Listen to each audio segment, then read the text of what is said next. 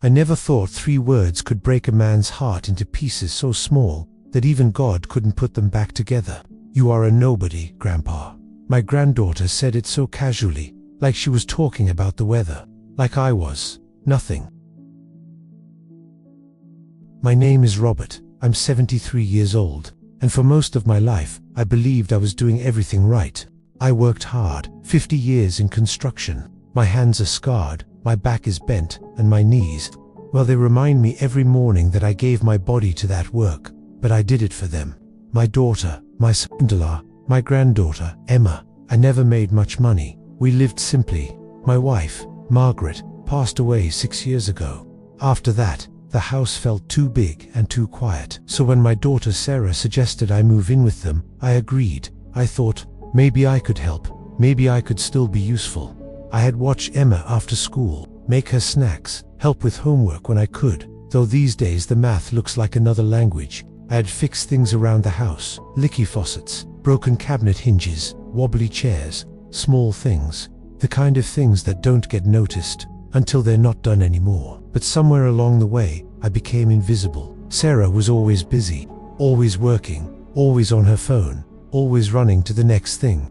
Her husband David was polite but distant, and Emma was 16.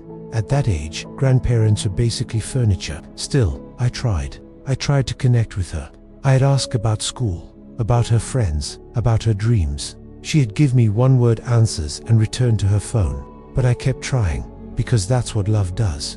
It keeps trying. Then came that Friday evening. Emma had a friend over, a girl from her private school. They were sitting in the living room, scrolling through their phones, talking about colleges and careers and futures that glittered with possibility. I was in the kitchen, making them sandwiches, because that's what I do. That's what I've always done.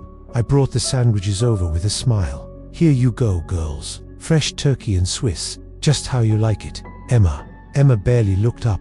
"Thanks." Her friend smiled politely, but then she asked Emma a question I'll never forget. "So, what does your grandpa do?" There was a pause, a long, heavy pause. Emma glanced at me. I was standing right there, dish towel still in my hand, and she said it. "He doesn't really do anything. He's just, a nobody." She laughed, not cruelly, not meanly, just casually, like it was a fact, like I was a piece of background scenery in her life, something that existed but didn't matter. I stood there for a moment, frozen. My chest felt tight, my throat closed up. I didn't say anything. I just walked back to the kitchen, slowly, quietly, and I sat down at that old wooden table. The same table I'd built with my own hands 40 years ago. The same table where I had fed my daughter breakfast before school, where Margaret and I had shared thousands of meals, where I had carved Emma's name on the underside when she was born, because I wanted her to know she was loved even before she could walk. I sat there and I cried, not loud, not dramatic, just silent tears running down my wrinkled face, because in that moment, I realized something painful.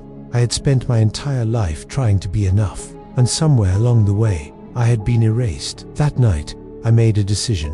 I didn't sleep much. I just lay in my small room at the back of the house, staring at the ceiling, thinking.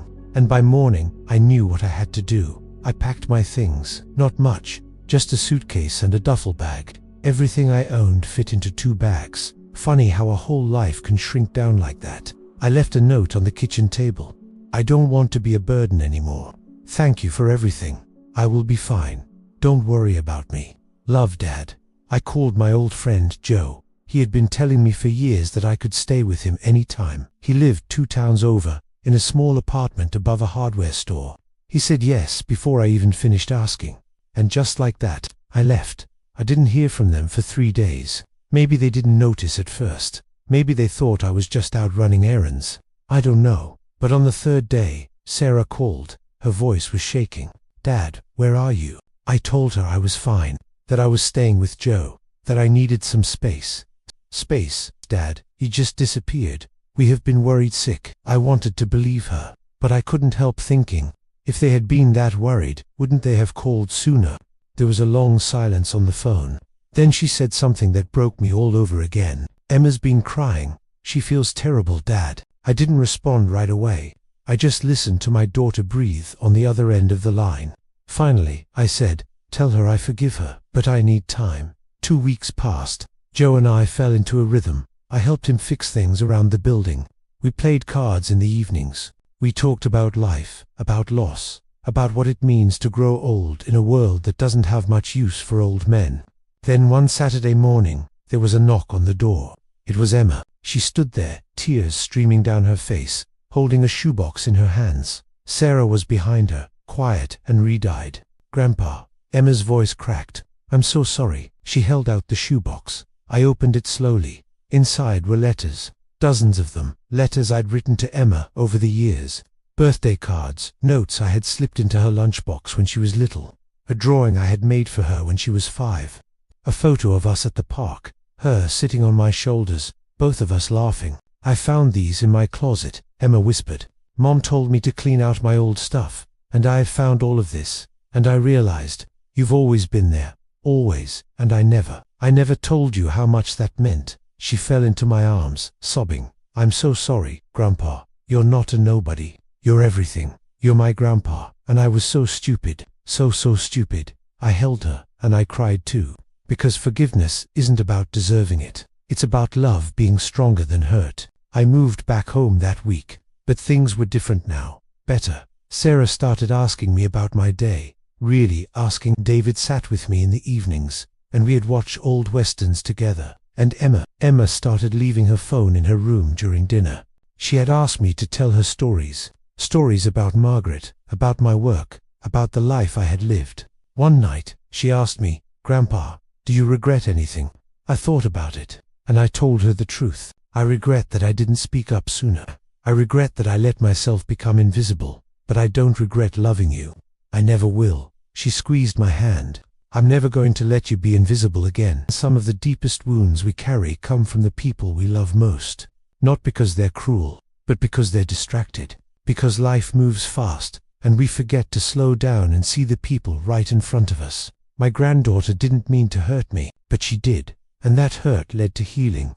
It led to a conversation we should have had years ago. It led to love being spoken out loud, instead of just assumed.